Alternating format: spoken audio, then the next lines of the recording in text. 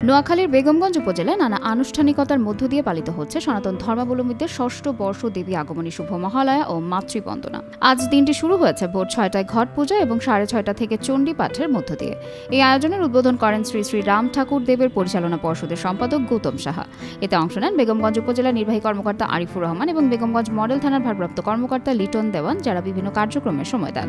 পার্থসারথী গীতা শিক্ষা ফাউন্ডেশন কেন্দ্রীয় কমিটির উদ্যোগে চৌমুহনী শ্রী শ্রী রামচন্দ্র দেবের সমাধি ক্ষেত্র প্রাঙ্গণে দিনব্যাপী চলে ধর্মীয় আলোচনা, দেবী আগমনী, মাতৃবন্দনা এবং বিভিন্ন ধর্মীয় সঙ্গীত। আমরা মহালয়ার দিন প্রার্থনা করি দেবীর কাছে, দেবী যেন এই বছর সুখ সমৃদ্ধি নিয়ে আমাদের কাছে আসেন। মহালয়ার এই পূর্ণ লগ্নে আমরা সকলে সমবেত হয়েছি বিশ্ব শান্তি কামনায়। প্রতি বছরের নয় পার্থসারথী এবারও দেবী আগমনী ও মহালয়া এবং মাতৃবন্দনার আয়োজন করেছে।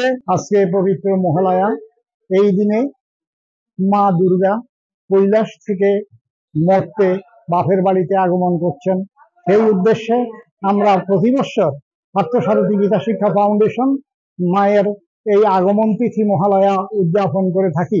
উৎসবমুখর পরিবেশে দুর্গোৎসব অনুষ্ঠান করার জন্য আমরা ইতিমধ্যে প্রতিটি পূজা মণ্ডপের সভাপতি, সাধারণ সম্পাদক সহ পূজা উদযাপন পরিষদ, পূজা উদযাপন ফ্রন্ট সহ আমাদের আইন শৃঙ্খলা রক্ষাকারী বাহিনী, বাংলাদেশ সেনাবাহিনী, বাংলাদেশ পুলিশ, বেগমগঞ্জ মডেল থানা সকলে মিলে আমরা ইতিমধ্যে মিটিং করেছি। দিনভর এই ধর্মীয় আয়োজন শান্তিপূর্ণ পরিবেশে সম্পন্ন হয়, যা স্থানীয়দের মধ্যে সাম্প্রদায়িক সম্প্রীতির এক অনন্য উদাহরণ স্থাপন করেছে।